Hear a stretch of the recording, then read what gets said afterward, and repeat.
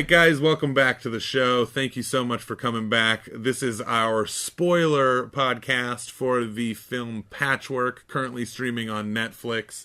If you haven't seen our episode before this, go see our other episode about Patchwork, our spoiler-free episode. Then check out Patchwork, come back to the channel, and watch this, because we're going to get deep into spoilers for this movie. Spoiling the hell out of it. Okay, so Patchwork is a horror comedy on Netflix about three girls who go out one night and they are Frankenstein together, and they have to get revenge in finding who did this to them. What's not to like? Right? A ton of things, to be honest.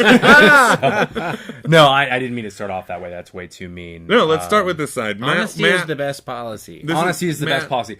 Well, our first character that we introduce is Jennifer, who is at a bar waiting for her birthday party / business new account thing that she just... It's a double whammy. It's a double whammy. It's a twofer. There's a lot of people that are expected to show up. Yes, we obviously know, and she is by herself. And everybody that does show up, she's very rude to. Yeah, she's very rude. And you instantly get the impression as to why no one is at her birthday party / new account party. And now, one thing that they did that I actually did like, I don't think you liked this, or even or maybe I was putting this in there and it's not actually in there, I'm not sure, but they did make her a very unlikable character, but I think they did a pretty good job in the short setup time that they had to give you elements of like her desperation to just be liked by people. Sure. Yeah, so there's a sympathetic There's a bit of sympathy in there. Not a lot, because the whole time I'm like, she hasn't earned a lot. She hasn't earned a lot of sympathy.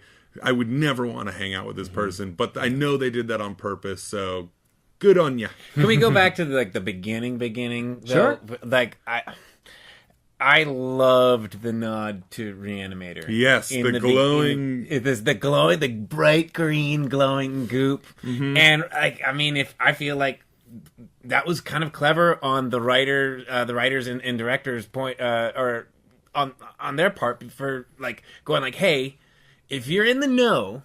You're going to love this. In the classic, cool, campy horror films, we're telling you right out of the gate what this movie is going to be. Mm-hmm. Yeah. And I think they rode that really well throughout the film. One thing that they did that I thought was really clever is they Tarantino this movie up a bit so that each character, because there's not a lot of setup time and there's three characters stuck in one person. Essentially there's three main characters because they become...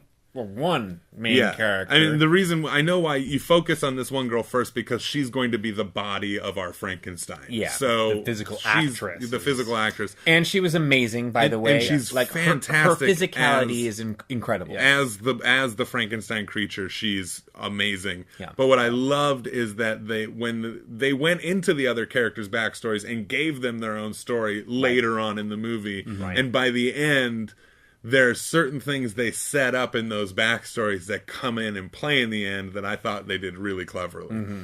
I also love the fact that because we have three girls in one body, you're like, how are they going to do these conversations? Right. Because these girls talk to each other throughout the entire movie. There's three separate consciousnesses in one body. Very different personalities. And I love that they would do scenes like this, where the three girls are sitting in a room and trying to figure out what to do, and then one person will move over this way, and one person will move that way, and you're like, wait, if this is all one person, how is this possible? Working? And then they at the perfect time will cut to what the Frankenstein monster's actually doing, and she's just in the middle of the room going trying to do all these separate things, fighting with herself. I thought that was really, really clever. How they did that. And also, what was cool about it too is because this movie had a very low budget. What a brilliant way to do it! It's just like, hey, let's not get too trippy here. Let's just put them in a room. Yeah. But as long as we reference what's going on with the Frankenstein character, it works. There is a romantic lead in this movie. Given the concept, it's totally ridiculous, but this movie is ridiculous overall. So I actually didn't have a problem with there being a romantic lead. He's, what's his name? James Phelps. James Phelps I thought he did a really good job at playing just like this likable, nerdy guy who, obviously has had a crush on our main character. He's Fred Weasley. Yeah. How do you not like him? He's Fred Weasley. I actually spent a good part of the film thinking that he was going to end up being the bad guy. Mm-hmm. I honestly felt. I think they did that on purpose too. Oh, absolutely. And I had the thought, the plot that I thought it was going to take was that Gareth, I don't know which one it is. It's all in there. It's all in there. They call him all of those things. Yeah. He wanted to, or he clearly had a relationship or a wanted relationship with Jennifer. They went to college together. Together. And I kind of had this thought of like maybe he's using his med school knowledge to create a more perfect version of her. That's how I think. Where he picked these other two personalities to kind of bring her down a level and like make her more well-rounded. I don't know. Now, since you guys have already seen this movie, hopefully.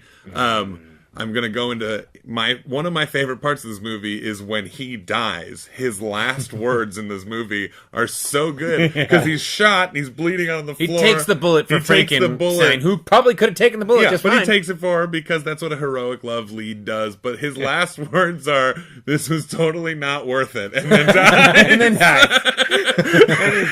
And it's something that like every character that you've seen in a movie in that situation, you're like, this wasn't worth dying for. And finally a character comes out and says it right before he dies. Exactly what the audience is thinking. It's just like, oh my God. This really wasn't worth it. You're right. Sprinkled throughout are some really funny freaking scenes. Man, I know which one your favorite is. Yeah, one of my favorite ones was the scene where Ellie, played by Tracy Faraway, when she goes back to the frat house with the guys. I knew that this scene was going to be fodder for a lot of deaths down the line. Yes. Just setting up who has to die. It's a frat house. I mean, shit's going to go negative very quickly. Or positive, depending on where. So we she leaves the bar with this guy, and we cut to a close-up of them talking, and they're like, oh, romantic moment. And she stops it to say, "Who's that?" And we pull back and realize that she's being set up to film in a porno. It's Dave. It's like Steve or Dave. Oh, and he's great. He's a great guy operating the camera. And then they get back into it. No, that was before. It's just a dude in sunglasses watching it first. Oh yeah, that's right. Yeah. That's right. Yeah. And then she's like, "Oh, all right, whatever." Thank you. Dude with sunglasses is there. It's cool. They start making out again, and the camera kind of pans around more, and she's like, Who's that? Wait, who's that? And it's like two dudes like looking in like this little camera. and that's Steve and other Steve or whatever their names were at that point in time. It was just like that moment. It was like, hey. the trust me, I'm a great guy. He's a great guy. A great guy. Yeah.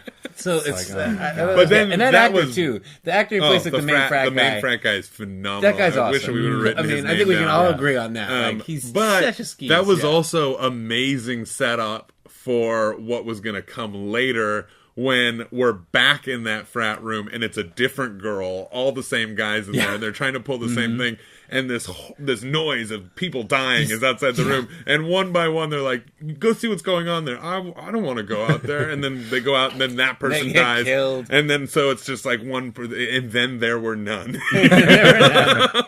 and then he tries to get out of being killed by saying, what a great guy he is. I'm a great guy.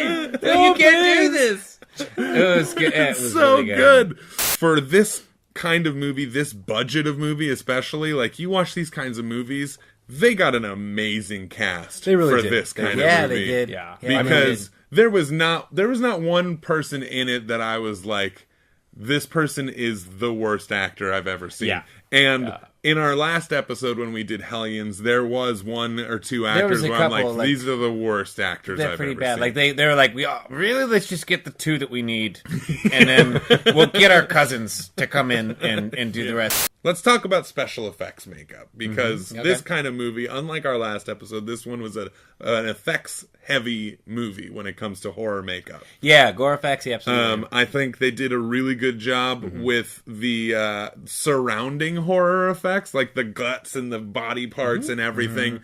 My problem with this is the makeup on her face, which was the star of this when it comes to the makeup. Stitch as a character, and I kept thinking to myself, especially the second time I watched it, was like, gosh, they really want Stitch to be like a graphic novel hero, right? Yes, of course right? they do. Like, of course. it's like, I think there might be. maybe there is. Not like this, well, no, but I think know there's this something. movie is based off of a short film that Tyler McIntyre and Chris Hill. It just did seemed like they're together. just like, we want to make this Stitch like a superhero. She character. definitely is. She definitely is. But And- you're right though. Like as far as, and I mean, again, I think it comes down to budget, because what you're asking a makeup artist to do for your hero role, Yeah, is to put that's 3 people's faces on one face. It's a couple hours of work on a daily basis. and just a lot of And to money. shoot a movie in 9 days, where over half of the movie You don't have 3 hours out of that day No. to apply makeup. No, you and just that's what gotta it slap takes. it on there and go. Yeah. Which I'm sure they came up with really creative ways, but I think it was consistency with the textures throughout that were that you could tell, just a little continuity. Yeah, errors I here and mean, there. I almost like they we're made probably- a point of like showing the blue eye on the blonde portion. Yeah. and I could have sworn it wasn't there a couple times. All right, so let's wrap it up a little bit here. Let's get towards the end of the movie. This movie had a twist coming that I didn't see it, and I thought, okay, I didn't see it the second time coming. to me, it actually elevates this movie a little bit. It does. Because it adds this little flavor that you would never expect. The fact that Madeline, played by Maria Blasucci, Maria Blasucci is Madeline. a serial killer. Yeah. Who's What's in that hired the mad scientist to do this to her, and she she's is a serial killer because she opens up the fridge and there's like all these body parts. She meets that actor, and then later on when she's making dinner, she opens, there's body parts everywhere, and the actor's tied up, and she's like, "Let me check on my dog." That guy was awesome. That guy too. was amazing. But I love the fact that this whole thing was. The idea was this character's idea, and then she was the one who, in the beginning of the movie, is the one killing all these people. Yeah. And She like, killed our 2 the other whole girls. time you're led to believe that the mad scientist and his 2 goofballs, who are, by the way, also amazing. I can't remember the big guy's name, but he's in Lloyd. Green Room, and he's Oh, terrifying. he's in Green Room. He's So I so kept scary thinking, in that movie. Yeah. But then the fact that it was this girl killing them all, and they're just like these like they don't really want to be a part of it. Right, We're just observing. We're just observing. I thought that was It's really really good. creative. But what It's really a clever twist to put on this when you've Yeah. set up these girls are murdered and they want their revenge, and it turns out the person they need to get revenge on is inside the body with Yeah, them. because honestly, like with this type of movie, I don't know. Like I wasn't expecting like a twist. I was just No, in not it at for the all. ride and just being like, okay, all right, let's keep going. One of the things I really like, for as much as I love really hyper-violent horror movies, I love movies with happy endings, and I love horror movies that have happy endings, because you wade through all the blood and the guts and the negative emotions, and at the end you get a little bit of like glimmer of hope, and it's not something awful and saddening like The Descent, which is my favorite movies, but it's a very depressing really movie. Depressing ending. Very depressing film. I see. Okay, so I had the opposite reaction because I actually really did like this movie a lot just for the fun time that it was. But the ending, it was just like, come on. I mean, of course, like once he dies, they're gonna reanimate. Yeah, they got to, because they need,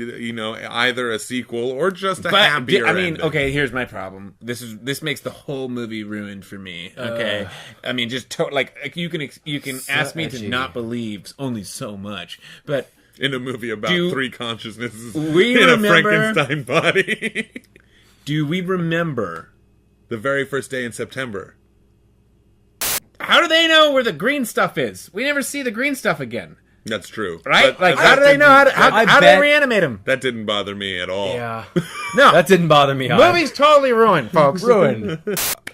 Bravo to the filmmakers of Patchwork. It's a really tough thing to make an independent movie, and they did. In 9 days. They did a really, really good job. Okay, so we're wrapping it up here. Make sure to like and subscribe. Guys, also don't forget to follow The Film With No Name on Twitter, and check out our Facebook page, The Film With No Name. And if you'd like to see some of our work, we are at the Boxleitner Brothers on YouTube. So that's it, guys. Thank you so much for watching, and we'll see you next week.